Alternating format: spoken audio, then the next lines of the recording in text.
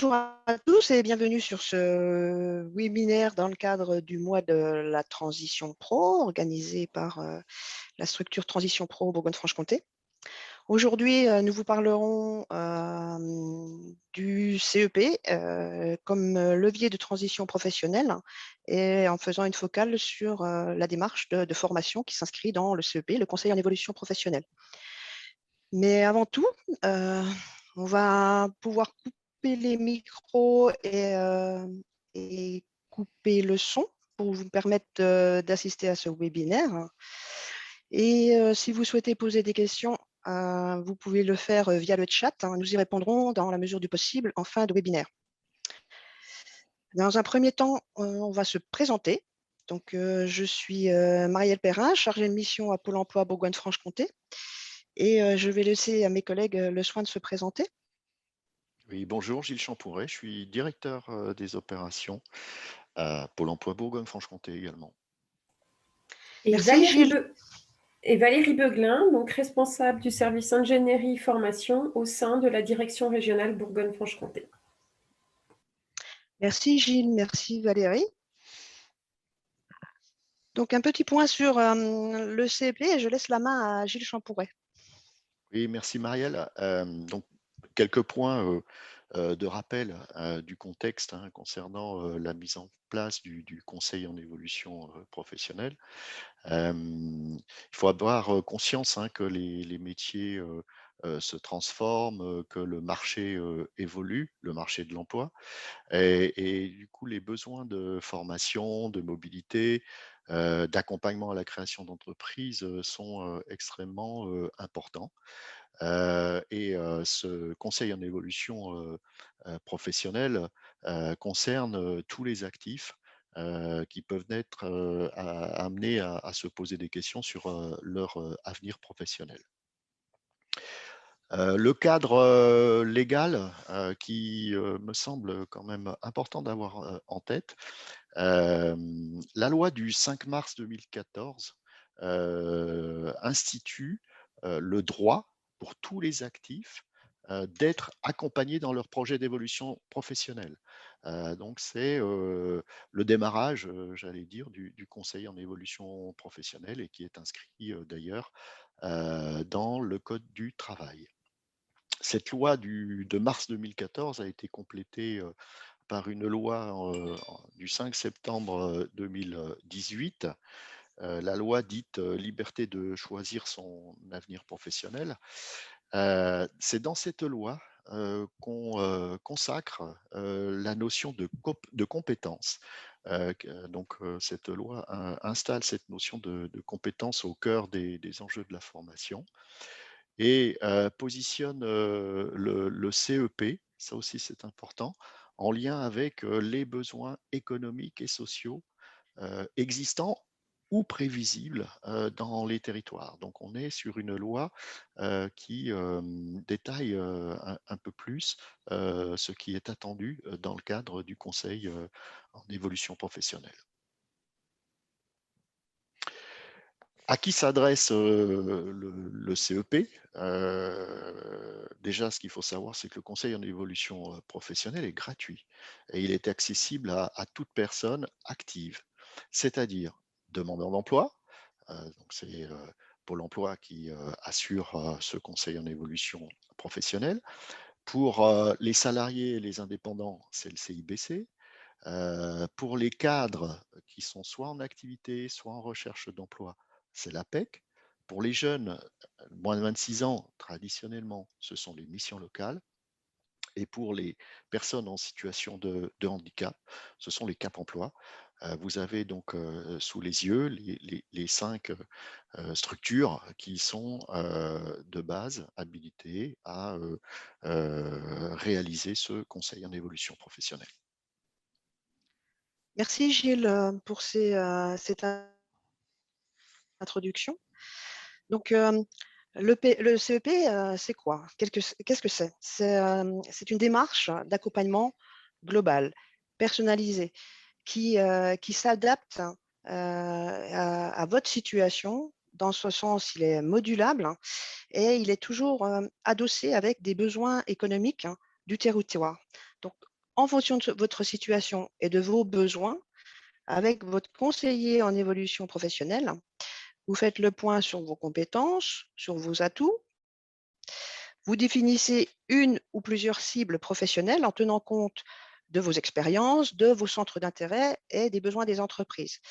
D'où l'intérêt aussi d'identifier les domaines de compétences que vous êtes à même de mobiliser dans le conseil en évolution professionnelle. Vous définissez avec votre conseiller en évolution professionnelle les actions à engager pour pouvoir vous rapprocher du monde du travail ou évoluer dans un contexte économique mouvant et définir les étapes qui sont nécessaires à concrétiser ce projet professionnel.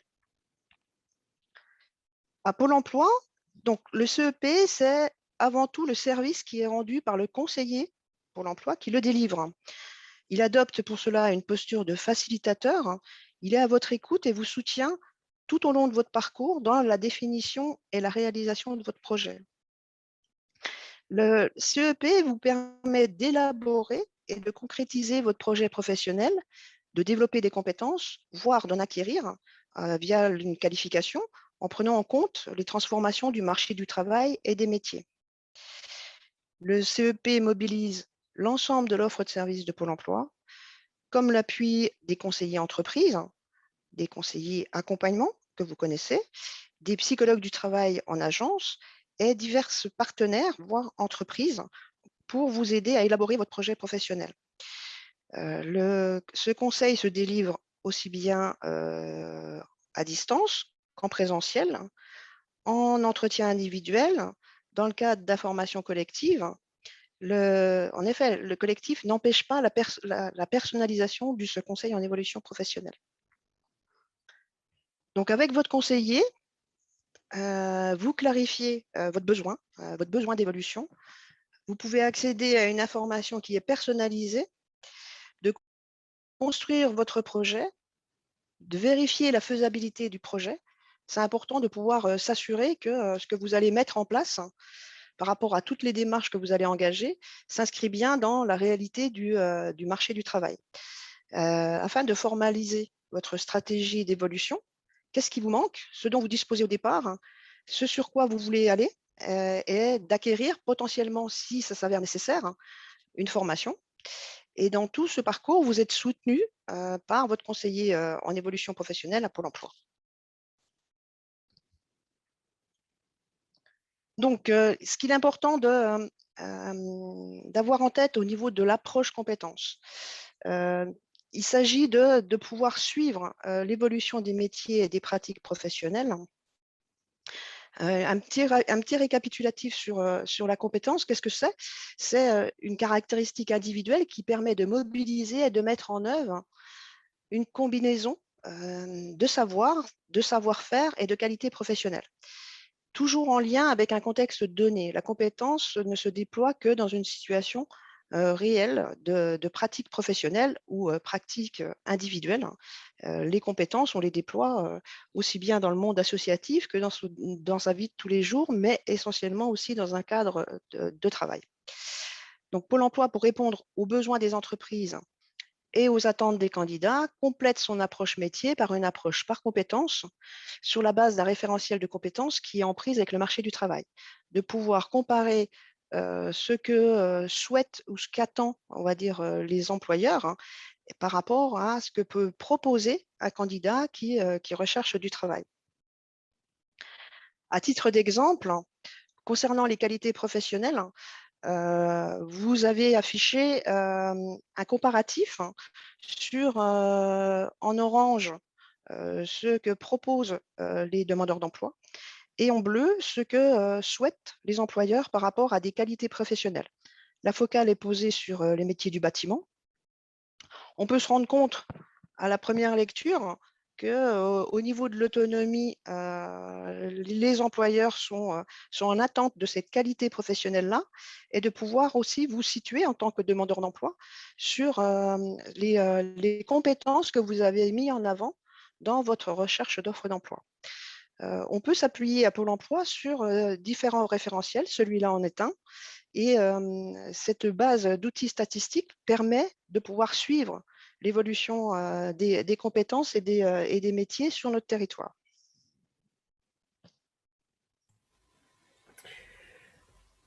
Le besoin de formation dans le CEP. Alors, comme Madame Perrin vient de le préciser, hein, la première étape avant d'entrer dans une démarche de formation, c'est bien l'identification de vos compétences.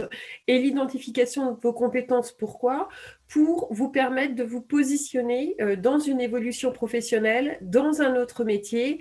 Et pour ce faire, il est également important, comme le schéma précédent le démontrait, d'aller identifier quelles compétences complémentaires sont nécessaires pour réussir ces évolutions et quelles compétences sont attendues pour me permettre de rester dans un parcours professionnel ou de changer de parcours professionnel de manière cohérente avec les attendus du marché du travail.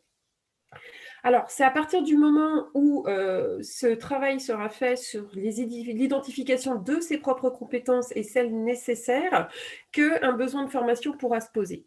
Le besoin de formation répond à quoi?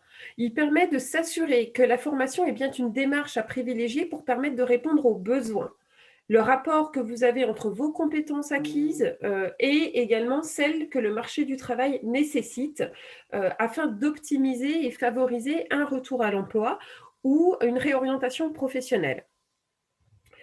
Donc, que viendrait répondre à un écart de compétences nécessaire par rapport à la cible du métier que vous êtes ciblé? Donc, on est bien sur une sécurisation de la faisabilité en vue de perspectives d'embauche et de débouchés. Donc, l'objectif de la formation dans le cadre du conseil en évolution professionnelle, c'est bien une formation qui sera adaptée au métier et qui sera indispensable à l'exercice d'une profession, que ce soit une nouvelle profession dans le cadre d'une réorientation professionnelle ou alors dans le cadre d'accompagnement de l'évolution des compétences dans le métier dans lequel aujourd'hui vous exercez. Alors, pour reprendre un petit peu les étapes qui ont été vues précédemment, le parcours de formation à l'issue du travail du parcours du conseil en évolution professionnelle, c'est quoi? Donc, c'est toute la sécurisation et la construction de votre parcours avec une identification de votre projet, un approfondissement de votre projet, l'identification des compétences. Donc, quand on parle d'identification des compétences, c'est vos compétences à vous, mais également l'exploration du marché du travail qui permet à ce moment-là d'identifier les compétences nécessaires sur le marché du travail. Et c'est à partir de là qu'un besoin de formation va se dessiner. Un besoin de formation qui sera bien identifié pour réaliser votre projet professionnel et en vue d'un retour à l'emploi.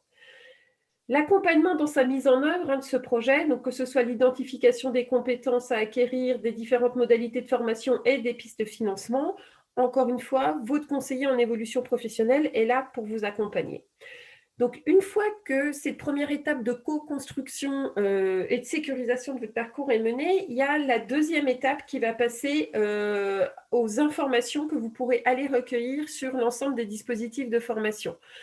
Donc, il faudra explorer l'offre de formation, les différents types de formations qui existent. Est-ce qu'on est sur une formation courte, une formation longue? Est-ce qu'on est sur une formation avec du fort apport technique? Est-ce qu'on est plutôt sur une formation sur des savoirs procéduraux? Et également s'assurer de tout ce qui va être prérequis, contenu de formation, conditions d'accès à la formation, calendrier de mise en œuvre de la formation, qui vont vous permettre de sécuriser la première étape de la recherche d'informations sur les différents dispositifs. Une fois cette étape passée, arrive l'étape de la mise en œuvre de la formation. Une fois que vous avez identifié la formation qui vous intéresse, qui vous permettra de répondre à ce besoin de compétences que vous avez identifié auparavant, il faudra rechercher le financement de la formation, mais pas que, puisque la sécurisation d'un parcours de formation passe également par une sécurisation de la rémunération et des aides. Donc, vous avez différents types de financeurs, notamment pour le public demandeur d'emploi. Il y a le programme de formation du conseil régional, il y a l'offre de formation de Pôle emploi. Vous avez également des dispositifs de transition professionnelle, notamment pour le public salarié, qui sont conduits par Transition Pro, qui peuvent être mobilisés pour financer votre projet de formation. Et il y a également le compte personnel de formation, le CPF, auquel vous pouvez accéder par le biais de mon compte formation, qui est également une solution de financement à votre projet de formation.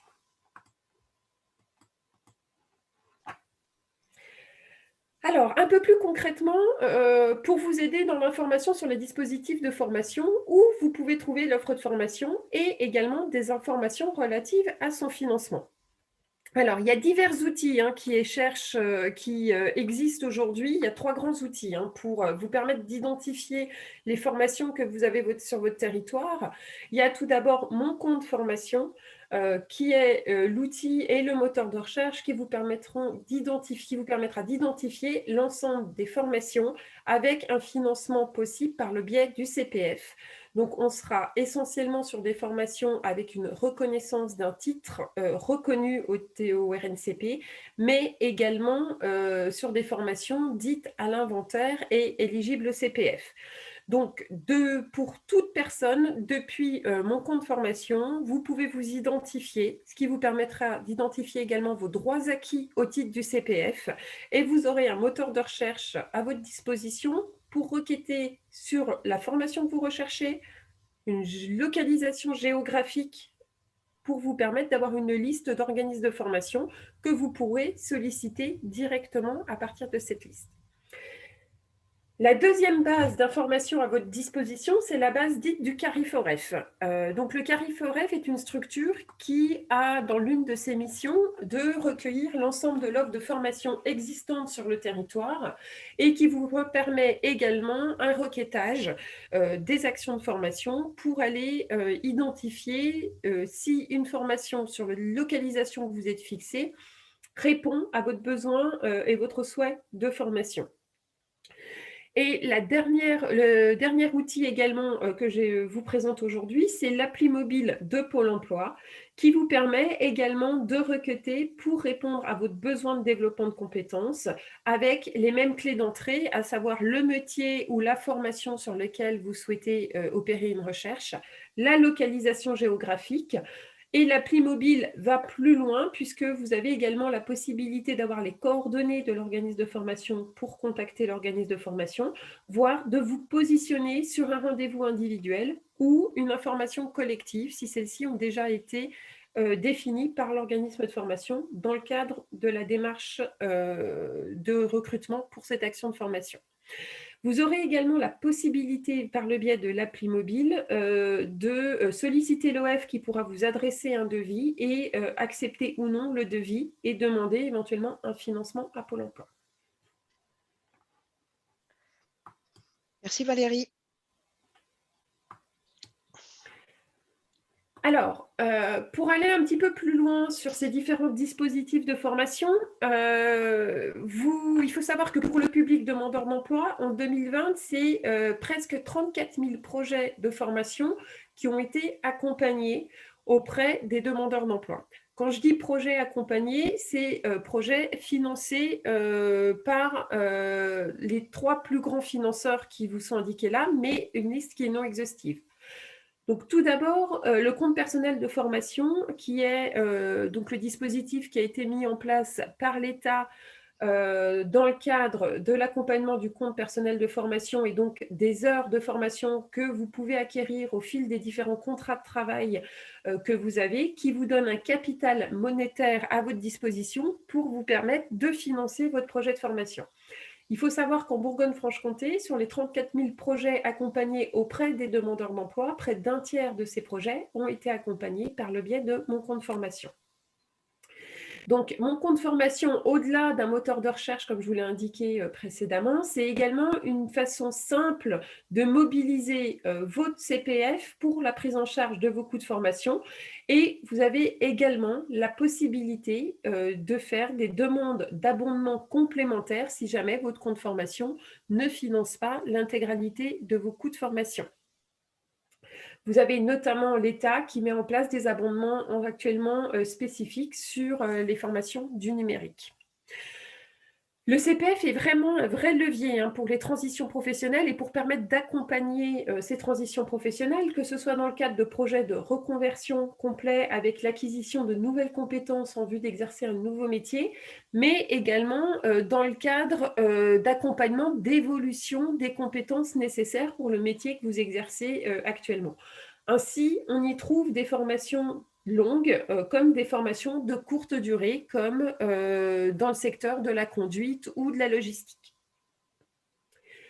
Pour le public chercheur d'emploi, vous avez également le conseil régional qui dispose d'une offre de formation variée, que ce soit sur des formations qualifiantes, certifiantes, dans le cadre de l'accompagnement d'un projet de reconversion professionnelle, mais également de formations de préparation à la sécurisation préalablement à une entrée en formation sur un parcours plus long, notamment si des remises à niveau sont nécessaires pour vous permettre de sécuriser l'entrée sur un parcours de formation plus long. L'intégralité de l'offre de formation du conseil régional est à votre disposition sur la base du CARIFOREF pour aller identifier les formations qui seront donc prises en charge par le conseil régional sur la zone géographique que vous êtes fixée pour réaliser votre projet professionnel. Troisième financeur, donc toujours pour le public demandeur d'emploi, est Pôle emploi. Donc, Pôle emploi vous propose des solutions de formation et de financement qui seront adaptées selon votre situation. Plusieurs possibilités de financement du côté de Pôle emploi. D'une part, par le biais d'achats collectifs qui sont programmés sur l'ensemble des territoires et que vous pourrez retrouver sur la base du CARIFOREF. Si vous ne trouvez pas de réponse dans les formations prises en charge par le Conseil régional ou Pôle emploi dans la base du CARIFOREF, vous avez possibilité de faire appel à des dispositifs individuels en sollicitant des organismes de formation qui pourront vous présenter un devis. Ce devis pourra être pris en charge et financé dans 2 cas de figure différents, soit dans le cadre d'un accompagnement en recrutement, puisque vous avez identifié une entreprise qui est prête à vous embaucher sous réserve de suivre une formation, et dans ce cas-là, votre conseiller Pôle emploi prendra contact avec l'entreprise pour mettre en place une convention de prise en charge de ce besoin de compétences nécessaires à l'intégration au sein d'un établissement. Ou alors, dans le cadre d'une demande spécifique individuelle, si jamais vous n'avez pas d'entreprise identifiée, Pôle emploi pourra étudier une prise en charge en cohérence avec l'ensemble du travail qui aura été mené lors du conseil en évolution professionnelle avec le conseiller qui vous aura suivi. Ces 3 grandes possibilités de financement présentées ne sont pas des financeurs exhaustifs. Il peut y avoir, selon les cas de figure, selon les dynamiques de territoire, d'autres financeurs qui peuvent accompagner des projets de formation au sein des territoires.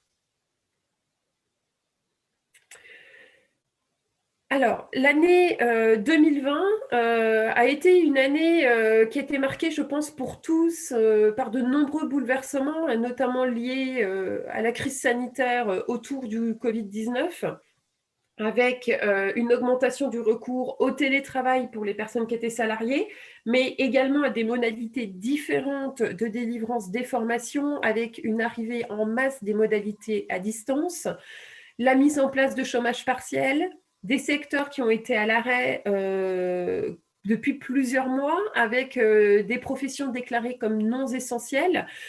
Autant de raisons et de choses qui se sont passées en 2020 qui ont nécessité ou qui ont amené les actifs à s'interroger sur leur propre parcours et leur situation professionnelle, l'évolution qu'elles prenaient, l'endroit vers lequel ils voulaient aller plus tard. Et ça a été une occasion pour de nombreux salariés de se re-questionner justement par rapport à ces transitions qui étaient en train de s'opérer, pour se repositionner par rapport à ces transitions. Et c'est ainsi qu'un certain nombre de salariés se sont déjà questionnés, pour 48% d'entre eux, sur le souhait d'engager quelque chose par rapport à ces transitions professionnelles dans les mois ou années à venir. Merci Valérie. Donc, vous l'avez compris, le conseil en évolution professionnelle permet d'accompagner cette démarche de formation. Il y a beaucoup d'éléments à prendre en compte avant de s'engager dans une démarche qui peut aussi bien bouleverser votre vie professionnelle que impacter votre vie personnelle.